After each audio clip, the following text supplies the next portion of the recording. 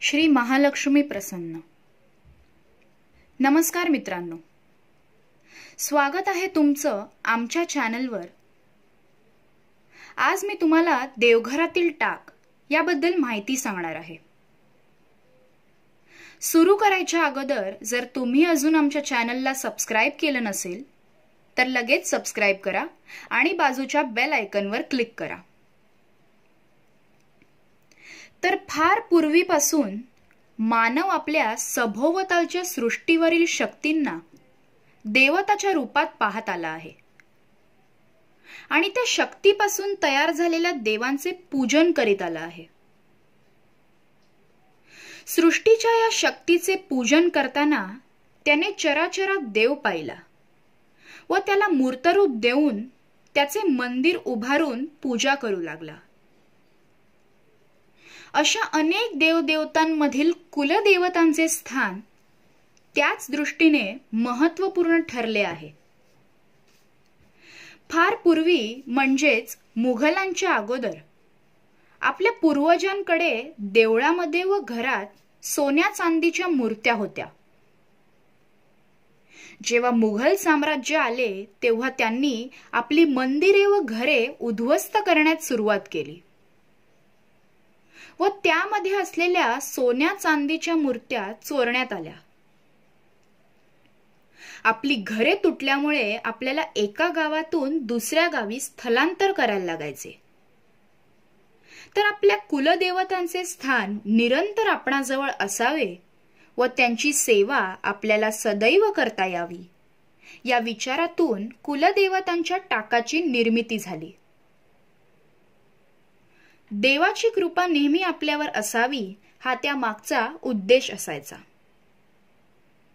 तसेच टाक हे मूर्तीपेक्षा आकाराने लहान असल्यामुळे ते आपल्याला इकडून तिकडे स्थलांतर करण्यासाठी सोपे जाते असे त्यामुळे आपल्या पूर्वजांनी सोनाराला सांगून टाकाची निर्मिती केली। कुलदेवतांचे टाक धातूपासून बनलेले असतात। पूर्वी सोनाराला सांगून लोक सोन्या चांदीचे पत्रे नकसून कुलदेवतांच्या प्रतिमा छापत असे व त्या पत्र्याला पंचकोनी आकारात कापत असे व मागील बाजूस लाख भरून चांदीचा किंवा तांब्याच्या पत्र्याची पाट बसवलेली असे। हा संपूर्ण टाक जोडविरहित असायचा। निसर्गाच्या मूळ तत्वातच दैवी अंश मानलेला असल्यामुळे या टाकांची निर्मिती या संकेताच्याच आधारे केली जाते। जीवन हे पंचतत्वांपासून निर्माण होते व पंचतत्वातच विलीन होते। याच पंचतत्वाचे प्रतीक म्हणून टाक हा पंचकोनी असावा। काही लोक आजच्या काळात टाक बनवतात तेव्हा सोन्याच्या टाकाला मागे पाट म्हणून चांदीचा पत्रा बसवतात, तसेच चांदीच्या टाकाला तांब्याची पाट बसवतात। काही लोक चांदीचा भरीव टाक सोनाराकडून घडवून घेतात व या सर्व टाकांना त्या त्या धातूप्रमाणे खाली स्टँड लावला जातो, जेणेकरून देवाला ताम्हणामध्ये उभे करून त्याच्या डोक्यावर अभिषेक करायला सहजपणे जमेल। देवघरातील टाकांची संख्या ही नेहमी विषम संख्या असावी। उदाहरणार्थ 3, 5, 7, 9, 11 अशा वेगवेगळ्या संख्येत असावी। ज्याप्रमाणे ही संख्या भिन्न आढळते त्याच पद्धतीने विविध देवघरात विविध कुलदैवतही आढळतात। प्रामुख्याने अनेक देवघरातून कुलस्वामी, कुलस्वामिनी, रक्षक, ग्रामदेवी, वीर, आद्य यक्षपुरुष इत्यादी देवतांचा समावेश असतो। कुटुंबाचे कुळाचे मूळ, ठिकाण, जात, कुळ इत्यादी घटकांचा देवघराच्या रचनेवर परिणाम होतो। त्यामुळे प्रत्येकाची कुलदैवते वेगवेगळी असतात। त्यांची नावे अनेक आहेत, रूपेही वेगवेगळी आहेत। प्रत्येकाला आपल्या कुलदेवतेच्या नावाप्रमाणे टाक बनवून घ्यायचा असतो। एकाच टाकाला अनेक देवतांच्या नावाने संबोधण्यात येते. गाव बदलले की देवाचे नावही बदलते. वाडवडिलांपासून चालत आलेले कुळाचार, कुलधर्म व्यवस्थित पार पाडल्यावर त्याला कौटुंबिक सुख लाभते व कुटुंबात प्रगती व शांती नांदते. खंडोबा हे महाराष्ट्राचे आराध्य दैवत मानले जाते, म्हणून हा कुलस्वामी मात्र जवळजवळ सर्वच घरांमध्ये दिसतो. जसे जेजुरीचा खंडोबा तसेच पाली, सातारा, धावडी, निमगाव, भैरोबा व भैरी भवानी, संगमेश्वर, महालक्ष्मी देवी, कोल्हापूर, डहाणू, भवानी, तुळजापूर, एकविराई, लोणावळा, धुळे, रेणुका माता, माहूरगड, सप्तशृंगी, वणी, यमाई, औंध, मार्डी, कन्हेरसर, योगेश्वरी माता, अंबेजोगाई, महाकाली, कलकत्ता, वाघजाई माता, भोर, काळूबाई, मांढरदेवी, वाई, सातारा, जीवदानी देवी, विरार, यल्लम्मा देवी, कर्नाटक, सौंदती, दुर्गा माता, गुहागर, लक्ष्मी केशव,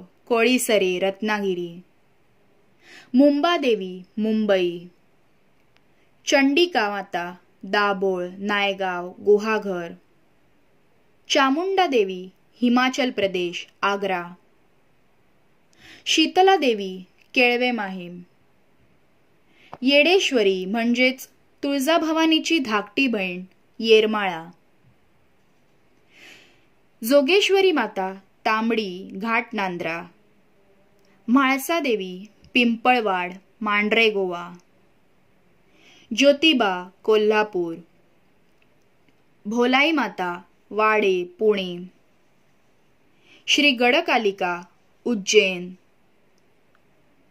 माता चतुःशृंगी, पुणे, भटाई देवी, भदाणे, धुळे, नागझरी माता, खानदेश, मर्दंडी माता, खानदेश, भगवती देवी, सातेरी, मनुदेवी, जळगाव, साती असरा, हिंगोळी, गाडीपुरा, राशीन देवी, जगदंबा, कर्जत, केंद्राई माता, खडक ओझर, नाशिक, धनाई पुनाई, झिरनीपाडा, नंदुरबार, पेडकाई माता, सालवे, धुळे, बिजासन देवी, इंदोर, रामवर्धायनी माता, चिपळूण, केदार जननी, चिंचवली, शाकंबरी, नागेवाडी, सातारा, काळकाई, दापोली, मरीआई, सौंदाळा, अकोला, जरीमरी, तिसगाव, जानाई देवी, पाटण, निवकाने, रवळनाथ, वेंगुर्ले, सिंधुदुर्ग, वीर, बापदेव अशी अनेक दैवतही देवघरामधील टाकांमध्ये आढळतात. तर काही मुळात एकच असणारी दैवते वेगवेगळ्या भागात वेगवेगळ्या नावांनी ओळखले जातात. काही परिवारामध्ये पूर्वज म्हणजेच पितर यांची ही स्थापना देवघरात टाक या रूपाने केलेली असते. तर काही भागात चेडा, वेताळ, मुंजा अशी वेगळ्या वर्गातील देवतांच्या स्थापना देवघरात दिसते. एकंदर जात, कुळ, निवासाचा परिसर, मूळ निवास या सर्वच घटकाचा परिणाम देवघरातील टाकांच्या रचनेवर असतो. त्यामुळे आपल्या देवघराची व कुलाचाराच्या परंपराची माहिती प्रत्येक परिवाराला असणे गरजेचे असते. आपल्या देवघरातील टाक परिपूर्ण व विषम संख्येत असावी. तसेच एका देवतांचे अनेक प्रतिमा नसाव्यात असा पारंपरिक संकेत आहे. देवघरातील देवतांचे टाक फार जुने झाल्याने झिजतात, भग्न होतात. यालाच माशी लागणे असे म्हणतात. भग्न झालेले टाक देवघरात ठेवून पूजू नये, त्यामुळे आपल्या घरात सर्वांना त्रास होऊ शकतो व कुठलीही शुभ कार्य वेळेवर होत नाहीत. जेव्हा आपण नवीन टाक घडवायला देतो तर त्यातील जुनी चांदी किंवा सोने हे नवीन टाकामध्ये वापरले तरी चालतात, किंवा जर जास्त भग्न झाले असतील तर त्या टाकांचे विसर्जन करणे आवश्यक असते. जेव्हा आपण नवीन टाकाचे प्राण प्रतिष्ठा करतो तेव्हा एखाद्या गुरुजींना घरी बोलवून शुभ दिवशी त्याची प्राण प्रतिष्ठा करावी. धन्यवाद. आणि हो, व्हिडिओला लाईक, कमेंट, शेअर आणि आमच्या चॅनलला सबस्क्राईब करायला विसरू नका.